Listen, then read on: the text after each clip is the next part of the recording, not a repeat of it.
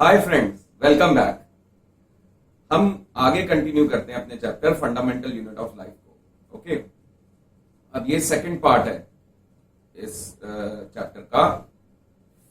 First part मैं इस chapter का ऑलरेडी यूट्यूब पे डाल चुका हूं, जिसमें रॉबर्ट हुक ने कैसे सेल को डिस्कवर किया हमने उसके बारे में सीखा, और साथ ही साथ हमने अनियन पील से कैसे स्लाइड बनाते हैं उसको भी सीखा। बहुत इंटरेस्टिंग वे में मैंने उसको उस वीडियो में बताया है। जिन लोगों ने ये वीडियो नहीं देखा, you can go back and see that video. ये फर्स्ट पार्ट है इस चैप्टर का। मैं उसका लिंक जो है डिस्क्रिप्शन बॉक्स में डाल रहा हूं, आप उसको जरूर देखें, ठीक है, अगर आपने नहीं देखा हुआ उसको। रॉबर्ट हुक ने जो सेल डिस्कवर किया था वो सेल एक डेड सेल था, ठीक है। जो सेल्स उसने डिस्कवर किए दे वर डेड। व्हाई? बिकॉज उसने एक बार्क की स्लाइड बनाई थी। बार्क जो है किसी भी ट्री का, यानी छाल जो होती है ट्री की, वो डेड सेल से बनी हुई होती है, it's dead cell. So now people were thinking कि भाई लिविंग सेल भी डिस्कवर हो। This was done by Leeuwenhoek. What he did was, उसने कुछ ड्रॉप्स पॉन्ड वाटर की स्लाइड पर डाली और अपने इंप्रूव्ड माइक्रोस्कोप से उसको देखा, and he found living cell. तो सबसे पहला लिविंग सेल जो डिस्कवर किया गया था that was discovered by Leeuwenhoek. Leeuwenhoek ने ये सेल 1674 में डिस्कवर किया था। ये डेट्स याद रखनी पड़ेंगी आपको एमसीक्यूज के लिए। ये जो मैं सारी चीजें बता रहा हूं बहुत इंपॉर्टेंट है। आप अपना रजिस्टर लेकर बैठे साथ, अगर नहीं है पॉज करिए, ले आइए, नोट करिए सारी information. These things which I am telling you are very important for your exams. आप इसको जरूर नोट करिए, ठीक है। एक बार सेल डिस्कवर हुआ रॉबर्ट हुक के द्वारा, फिर ल्यूवन हुक ने लिविंग सेल डिस्कवर कर दिया। Then people started looking more closely into the cell. फिर नेक्स्ट जो डिस्कवरी हुई वो हुई न्यूक्लियस की, ठीक है। Nucleus got discovered and this time it was done by Robert Brown. Robert Brown ने न्यूक्लियस को डिस्कवर किया। There was another scientist, okay, by the name of Purkinje. अब इन्होंने क्या किया, he gave the term protoplasm, ठीक है। कई बार आपने ये टर्म सुना होगा, पहले भी सुना होगा जूनियर क्लासेस में, प्रोटोप्लाज्म। तो ये जो टर्म है protoplasm, this term was given by पुरकिंजी, ठीक है। अब ये प्रोटोप्लाज्म होता क्या है? प्रोटोप्लाज्म का मतलब है साइटोप्लाज्म प्लस न्यूक्लियस। अब आप मेरे से पूछोगे साइटोप्लाज्म क्या है? कुछ लोगों को पता होता है, कुछ को नहीं पता होता है। Let me tell you what is cytoplasm. Cytoplasm is actually the fluid-like substance present in the cell, or rather jelly-like substance present in the cell. Cell में जितनी भी चीजें प्रेजेंट होती हैं वो सारी की सारी इस जेली लाइक सब्सटेंस में सस्पेंडेड, डूबी हुई होती हैं, इसके अंदर प्रेजेंट होती हैं। तो पूरे सेल के अंदर जो लिक्विड जैसा या जेली जैसा जो सब्सटेंस भरा हुआ होता है that is called as cytoplasm. तो साइटोप्लाज्म और न्यूक्लियस अगर हम दोनों को इकट्ठा लें तो that is called as protoplasm. Different scientists were now coming up with their theories about the cell. जो well accepted theory है, जो आज भी theory हम accept करके चलते हैं, that was given by two scientists, Schilden and Schwann. Schilden and Schwann दो साइंटिस्ट थे जिन्होंने सेल थ्योरी दी, ओके। ये जो सेल थ्योरी है ये 1838 और 1839 में दी गई थी। इसके दो बहुत ही इंपॉर्टेंट पॉइंट्स हैं जो आपको ध्यान में रखने होंगे। जो थ्योरी शिल्डन एंड श्वान ने दी थी, इसको हम सेल थ्योरी भी बोलते हैं, ठीक है। पहली चीज जो उन्होंने कही वो ये कि जो जितने भी प्लांट्स, एनिमल्स, जो भी ऑर्गेनिजम्स हैं इस वर्ल्ड में पाए जाते हैं, they all are made up of cell. वो सारे के सारे सेल से बने होते हैं, ठीक है। दूसरी चीज जो उन्होंने बोली वो ये कि जो सेल है वो सभी ऑर्गेनिज्म का फंडामेंटल यूनिट ऑफ लाइफ है, यानी वो फंक्शनल और स्ट्रक्चरल यूनिट है सभी ऑर्गेनिज्म का। Now this cell theory was further improved, and who improved it, you know? या इसको विर्चॉफ नाम के एक साइंटिस्ट ने इंप्रूव किया। एंड व्हाट डिड ही से? उसमें एक्चुअली क्वेश्चन किया कि भाई ये सेल कहां से आते हैं, where do the cells come from, they do not come from thin air. ये तो समझ में आने लग गया था लोगों को। तो विर्चो ने अपने एक्सपेरिमेंट्स के थ्रू ये प्रूव किया कि भाई ये जो सेल है वो एक प्री एग्जिस्टिंग सेल से ही आ सकता है। अगर मेरे पास कोई सेल प्रेजेंट है तो ही मैं अगला सेल प्रोड्यूस कर सकता हूं। A cell comes from pre existing cell. This third point was added on to the cell theory by Virchow. And you know in which year he did that? This improvement in this cell theory by Virchow was given in 1855. 1855 में उसने ये improvement की कि a cell comes from a pre-existing cell. आप इसको ऐसे भी देख सकते हो, मान लो अगर आपको दही जमानी है, ठीक है, हम जानते हैं कि दही जो जमती है वो बैक्टीरिया की वजह से जमती है। तो आपने देखा होगा कई बार आपकी मॉम्स जो हैं वो नेबर से या किसी से दही मांग के लाती हैं थोड़ा सा उस दही को जमाने के लिए। What we are trying to do here, what is she trying to do here? वो क्या रहा है कि वो जो दही हम लेके आते हैं किसी से, उसमें बैक्टीरिया प्रेजेंट होते हैं। मिल्क के अंदर वो दही इंट्रोड्यूस करने से बहुत सारे और बैक्टीरिया पैदा हो जाते हैं and the milk sets into curd, which means कि इस मिल्क में जो हमने सेल्स इतने सारे दही जमाने के लिए जो डाल दिए है ना, सेटेड एज कर्ड, तो वो कहां से आए? पहले से उस कर्ड में वो प्री एग्जिस्ट कर रहे थे, पहले से प्रेजेंट थे, वहां से हमने उसको लिया और फिर वो आगे मल्टीप्लाई होकर के पूरे मिल्क को कर्ड की तरह सेट कर देते हैं। विच मीन्स कि जो भी सेल आएगा वो किसी प्री एग्जिस्टिंग सेल से ही आएगा। अच्छा, do you know about microscopic world? Yes, microscope के बारे में तो आपने सुना होगा, बट ये माइक्रोस्कोपिक वर्ल्ड क्या है?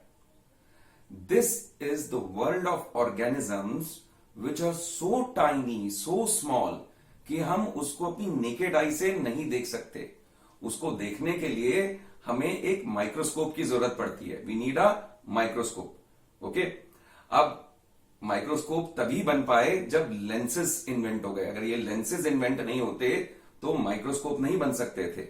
सो वी शुड बी थैंकफुल कि somebody invented lenses and as a result microscope बन पाए और हम माइक्रोस्कोपिक वर्ल्ड के ऑर्गेनिजम्स जो कि इतने टाइनी होते हैं कि नॉर्मल आई से नहीं दिख सकते, उनको आज हम देख पाए। ठीक है, अब नंबर ऑफ सेल्स के बेसिस पर हम ऑर्गेनिजम्स को दो कैटेगरीज में डिवाइड कर सकते हैं। One category is called as multi cellular organisms. Multi cellular organisms क्या हैं? अगर हम ह्यूमन बॉडी की बात करें तो एक ह्यूमन बॉडी भी एक मल्टी सेलुलर ऑर्गेनिज्म है। कैसे? मल्टी सेलुलर ऑर्गेनिज्म वो होते हैं जो कि अ नंबर ऑफ सेल्स के ग्रुप से बने होते हैं। So our body contains hundreds, thousands, lakhs of cells.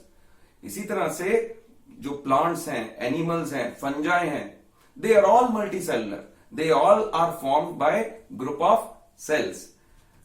But there are certain organisms जिसमें सिर्फ एक ही सेल होता है और वो एक ही सेल पूरा ऑर्गेनिज्म भी है, एक ही सेल है और ऑर्गेनिज्म भी है। Such organisms are called as unicellular organisms. ठीक है, यूनिसेलुलर ऑर्गेनिजम्स के मैं एग्जांपल दे देता हूं आपको। Bacteria is an example, amoeba is an example, paramecium is an example, euglena इसका एक एग्जांपल है और क्लेमाइडोमोनास भी इसका एग्जांपल है। सो ये सारे ऑर्गेनिजम्स जो हैं वो यूनिसेलुलर ऑर्गेनिज्म है। वो अपने बॉडी के सारे फंक्शंस एक ही सेल से परफॉर्म कर पाते हैं। ह्यूमन बॉडी ऐसी नहीं है, मल्टी सेलुलर ऑर्गेनिज्म ऐसे नहीं होते। Different sets of cell perform different specific functions और मिलकर पूरी बॉडी जो है लाइफ को मेंटेन कर पाती है। यूनिसेलुलर ऑर्गेनिज्म में एक ही सेल सारी की सारी लाइफ की एक्टिविटीज परफॉर्म कर पाता है। ठीक है, कोई भी मल्टी सेलुलर ऑर्गेनिज्म हो, वो अपना जो लाइफ की स्टार्टिंग करता है वो एक सिंगल सेल से होती है। इंटरेस्टिंगली आपकी लाइफ भी जो स्टार्ट हुई है वो एक सिंगल सेल से स्टार्ट हुई है। जस्ट इमेजिन, आप एक टाइम पर एक सिंगल सेल रहे होगे। You must have been one single cell. I was also a one single cell. It seems funny but it is true and it is true for all multicellular organisms. वो क्या कि हर multi cellular organism एक single cell से ही अपनी life को start करता है। Okay guys, tell me one thing, क्या ह्यूमन बॉडी के अंदर सारे सेल्स एक जैसे होते हैं? क्या लगता है आपको? Are all the cells in the human body same? ऐसा है क्या? A human body is made up of many different kinds of cell. In the same way, जितने भी ये मल्टी सेलुलर ऑर्गेनिजम्स हैं, ज्यादातर ऑर्गेनिज्म में बहुत अलग अलग टाइप के सेल्स होते हैं। ठीक है, आप ये पिक्चर देखो और ये ह्यूमन बॉडी के सेल्स की पिक्चर है। ठीक है, अब आपको दिख रहा होगा कि कितने अलग अलग टाइप के सेल्स हैं। They have different shapes and different sizes. अलग अलग शेप के और अलग अलग साइजेस के ये सेल्स क्यों हैं? कोई लंबा है, कोई छोटा है, कोई राउंड है, कोई एलोंगेटेड है, कोई कैसा है, कोई कैसा है। बड़ी अजीब अजीब सी भी शेप्स आपको देखने को मिल सकती हैं इन सेल्स के अंदर। तो ये सेल्स अलग अलग शेप के क्यों होते हैं? अलग अलग साइजेस के क्यों होते हैं? ये सारे एक जैसे क्यों नहीं होते? सिंपल सा इसका रीजन है, not a difficult one two understand. वो ये कि इन सेल्स को सभी को सेम फंक्शन परफॉर्म नहीं करना होता। अलग अलग सेल्स हमारी बॉडी में अलग अलग फंक्शंस परफॉर्म कर रहे होते हैं। ठीक है, कोई डाइजेशन के लिए है, कोई ट्रांसपोर्ट के लिए है, कोई मूवमेंट के लिए है, जैसे मसल्स को मूव करना। सो अलग अलग सेल्स अलग अलग फंक्शंस परफॉर्म कर रहे हैं और इसी वजह से इन सेल्स का डिफरेंट शेप और डिफरेंट साइज होता है। You need to remember this. Okay, क्यों होता है डिफरेंट शेप और size? Because they perform different functions. Okay, note this down. Okay, बहुत सारे सेल्स ऐसे होते हैं जिनकी शेप जो है वो फिक्स्ड होती है। जैसे अगर ह्यूमन बॉडी की हम बात करें तो जो नर्व सेल है, जो नर्व इंपल्सेस यानी जो मैसेजेस हमारी पूरी बॉडी में डिफरेंट पार्ट्स को पहुंचाता है, वहां से लाता है ब्रेन तक, ये जो सेल है, ठीक है, नर्व सेल, जो जिससे नर्वस सिस्टम और नर्व्स बनी होती हैं, ये सेल का जो डिजाइन है, साइज है, वो फिक्स्ड है। ठीक है, जो इट मोर और less looks like a web of a spider, कुछ इस तरह की शेप्स ही उसकी दिखाई देती है। ये फिक्स्ड है। बट कुछ सेल ऐसे भी होते हैं जो अपनी शेप को चेंज करते हैं। ह्यूमन बॉडी में एक ऐसा सेल है जो अपनी शेप को चेंज कर सकता है। Do you know which cell is that? That cell is white blood cell. ठीक है, ये व्हाइट ब्लड सेल्स क्या होते हैं? ये हमारे बॉडी के, आप कह सकते हो, सोल्जर्स हैं, जो हमारी बॉडी को इन्फेक्शन से, माइक्रो ऑर्गेनिज्म जो हमारी बॉडी में अटैक करने आ रहे हैं, उनसे प्रोटेक्ट करते हैं। ठीक है, सो ये जो सेल्स हैं व्हाइट ब्लड सेल्स, ये अपनी शेप को चेंज कर सकते हैं। इसी तरह से एक यूनिसेलुलर ऑर्गेनिज्म है अमीबा, वो भी अपनी शेप को चेंज कर सकता है। ठीक है, सो ज्यादातर सेल्स की शेप फिक्स्ड होती है, बट कुछ सेल्स ऐसे भी हैं जो अपनी शेप को चेंज कर सकते हैं। राइट, अब बात ये उठती है कि एक सेल को फंक्शनल और स्ट्रक्चरल यूनिट क्यों कहा जाता है? This is a very important question और बहुत बार आपके यूनिट टेस्ट में, हाफ ईयरली, फाइनल्स में ये पूछ भी सकते हैं कि सेल को स्ट्रक्चरल और फंक्शनल यूनिट क्यों बोला जाता है? Why cell consider to be like that? सबसे पहले हम इसके स्ट्रक्चरल पार्ट की बात कर लेते हैं। ठीक है, जिस इमेजिन अ हाउस। ओके, अब एक हाउस किससे बना होता है? बहुत सारी चीजों से बना होता है, लेकिन एक बेसिक चीज है जिससे पूरा हाउस हम खड़ा करते हैं, and that is called as a brick. तो आप ब्रिक को सेल से कंपेयर कर सकते हो या सेल को ब्रिक से कंपेयर कर सकते हो। बड़ी सारी ब्रिक्स मिलाकर, स्टैक करके एक दूसरे के ऊपर एक वॉल बनती है, और कई वॉल्स, 4 वॉल्स रादर हम मिला लें तो एक रूम बनता है। कई रूम्स हम मिला लें, इकट्ठा कर लें, ग्रुप कर लें तो एक हाउस बन जाता है। तो पूरे हाउस का जो स्ट्रक्चर है उसके बेसिस में क्या है? उसके बेसिस में वो एक ब्रिक है। ब्रिक जो है वो पूरे हाउस को कंस्ट्रक्ट करने में हेल्प करती है। Same goes true for our human body. Okay, हमारी ह्यूमन बॉडी के लिए भी सेम चीज काम करती है। क्या? कि हमारे बॉडी के अंदर जो भी चीज बनी है, चाहे हमारा हार्ट हो, चाहे हमारे आर्म्स की मसल्स हो, ठीक है, चाहे हमारी स्किन हो, जो भी चीज हमारी ह्यूमन बॉडी में बनी है उसका बेसिस क्या है, उसके स्ट्रक्चरल बेसिस जो है वो एक सेल है। Number of cells come together to form tissues, number of tissues come together to form organs, number of organs come together to form organ systems, and number of organ systems come together to form the whole organism। तो पूरे organism का basis क्या हुआ, पूरे organism का basis जो है वो एक सेल हुआ। जिस तरह से पूरा घर ब्रिक्स के जरिए बनाया गया है, ब्रिक्स की हेल्प से बनाया गया है, उसी तरह से पूरा ऑर्गेनिज्म भी जो है वो सेल्स की मदद से बनाया जाता है। इसलिए सेल को स्ट्रक्चरल यूनिट ऑफ ऑर्गेनिज्म बोलते हैं, या स्ट्रक्चरल यूनिट ऑफ लाइफ भी बोल सकते हैं। अब आ जाते हैं इसके फंक्शनल पार्ट पे। कोई भी सेल को अगर हम ले लें, that cell is capable of performing all the life functions. एक जीवन को चलाने के लिए जो जो फंक्शंस परफॉर्म करने हैं, सेल वो सारे फंक्शन परफॉर्म कर पाता है। जैसे कि डाइजेशन, न्यूट्रिशन, रेस्पिरेशन, एक्सक्रीशन, ये सारे जो फंक्शंस हैं ये जीवन के लिए जरूरी हैं। कोई भी फंक्शन इसमें से नहीं परफॉर्म होगा, लाइफ इज नॉट पॉसिबल। एक सेल ये सारे फंक्शंस परफॉर्म कर पाता है। और जैसा मैंने आपको बताया, टिश्यूज, ऑर्गन सिस्टम और पूरी बॉडी, ये सेल जब ये फॉर्म करते हैं तो एक ऑर्गेनिज्म में ये सारे फंक्शंस ये सेल ही परफॉर्म कर रहे होते हैं, which means cell is also a functional unit of life. अगर सेल नहीं होगा तो बॉडी में कोई फंक्शन नहीं हो सकता है। So cell is a structural as well as functional unit of life. अगर ये क्वेश्चन आए तो आप इसको इस तरीके से एक्सप्लेन कर सकते हैं, ब्रिक्स का एग्जांपल लेके और लाइफ के फंक्शंस का एग्जांपल लेके, कि लाइफ में जो भी फंक्शंस होते हैं, कौन कौन से फंक्शंस होते हैं। एक्सक्रीशन का फंक्शन होता है, डाइजेशन का फंक्शन होता है, रेस्पिरेशन का फंक्शन होता है, रिप्रोडक्शन का फंक्शन होता है। ये सारे फंक्शन सेल परफॉर्म करने में केपेबल है, इसलिए वो फंक्शनल यूनिट है, क्योंकि यही सारे फंक्शंस की वजह से ऑर्गेनिज्म फंक्शन कर पाता है। अगर ये फंक्शन सेल नहीं परफॉर्म करेगा तो ऑर्गेनिज्म भी कोई फंक्शन परफॉर्म नहीं कर पाएगा। इसलिए सेल जो है फंक्शनल यूनिट है। स्ट्रक्चरल यूनिट, सारी की सारी बॉडी जो है वो सेल से बनी होती है, इसलिए स्ट्रक्चरल यूनिट हो गया। ठीक है, सो ये क्वेश्चन आए तो आप इसको ऐसे आंसर कर सकते हो। अब हम ह्यूमन बॉडी की बात कर रहे थे। अब ह्यूमन बॉडी में डिफरेंट ऑर्गन्स जो हैं वो डिफरेंट फंक्शंस परफॉर्म कर रहे होते हैं। जैसे कि हार्ट जो है वो ब्लड को पंप करता है, किडनी जो है वो ब्लड को प्यूरिफाई कर रही है, क्लीन कर रही है। इसी तरह से जो है हमारा ब्रेन जो है वो सारे मैसेजेस को ट्रांसफर कर रहा है बॉडी के अंदर, और सारी की सारी जो बॉडी की एक्टिविटीज हैं उसको कंट्रोल कर रहा है। तो अलग अलग बॉडी में पार्ट्स हैं जो अलग अलग फंक्शन परफॉर्म कर रहे हैं। स्टमक जो है वो डाइजेशन कर रहा है, इंटेस्टाइन्स जो है वो डाइजेशन कर रही हैं। So there are different parts in the body performing different functions.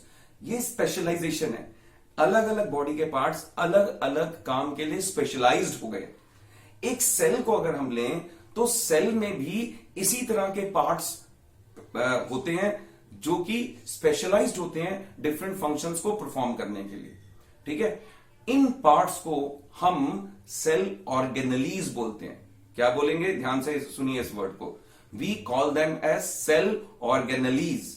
Okay, अब एग्जाम्पल्स क्या है इन सेल ऑर्गेनलीज के। अगर हम सेल को देखें तो सेल का जो आउटर कवरिंग होता है उसको हम बोलते हैं सेल मेम्ब्रेन। एनिमल्स के अंदर और प्लांट्स में, ये दोनों में ये सेल मेम्ब्रेन प्रेजेंट होती है। प्लांट्स के अंदर एक और आउटर कवरिंग होती है जिसको बोलते हैं हम सेल वॉल। ओके, इस सेल मेम्ब्रेन और प्लांट्स में सेल वॉल और सेल मेम्ब्रेन के अंदर एक जेली लाइक सब्सटेंस होता है, इसको बोलते हैं हम साइटोप्लाज्म। उसके अंदर एक बहुत बड़ा प्रोमिनेंट आपको स्ट्रक्चर दिखाई देता है जिसको हम बोलते हैं न्यूक्लियस। जब हमने फर्स्ट वीडियो में अनियन सेल का जो अनियन पील का जो हमने स्लाइड बनाया था, उसमें जो डार्क प्रोमिनेंट राउंड सा स्ट्रक्चर जो दिखाई दे रहा था हमारे को सेल के अंदर, क्योंकि साइटोप्लाज्म लाइट था और एक डार्क राउंड सा स्ट्रक्चर हमें दिखाई दे रहा था, that was nucleus. So nucleus है। इसके अलावा there are certain organelles which are present in the cell. These organelles are like plastids, mitochondria, Golgi bodies, lysosomes, ठीक है। सो ये सेल ऑर्गेनेलीज प्रेजेंट है और हर एक सेल ऑर्गेनेली का अपना एक स्पेसिफिक फंक्शन है, राइट। अब सेल ऑर्गेनेलीज के बारे में जो डिटेल है वो हम नेक्स्ट वीडियो में करेंगे, ठीक है। तब तक के लिए इतना ही। अगर आपको ये वीडियो पसंद आया है तो आप प्लीज इसको लाइक करिए, अपने फ्रेंड्स के साथ शेयर करना मत भूलिए, इसको जरूर शेयर करिए। स्पेसिफिकली मैं चाहूंगा कि आप अगर किसी गवर्नमेंट स्कूल के बच्चों को जानते हैं तो आप उनके साथ जरूर इसको शेयर करिए, because they are the ones who would be needing these kind of videos a lot. अगर आप किसी ड्राइवर या किसी मेड या किसी के भी बच्चे को जो कि गवर्नमेंट स्कूल में पढ़ता है आप जानते हैं, तो because these videos are available free of cost, आप उनके साथ शेयर करिए, ठीक है। It will help them, okay. And मैं चाहूंगा कि आप मेरे चैनल को जो है सब्सक्राइब करिए, बेल आइकॉन को प्रेस करिए, ताकि आगे आने वाले वीडियोस के बारे में आपको इंफॉर्मेशन मिलती रहे, ठीक है। आज के लिए इतना ही। नेक्स्ट वीडियो में हम करेंगे सेल ऑर्गेनेलीज। Bye bye.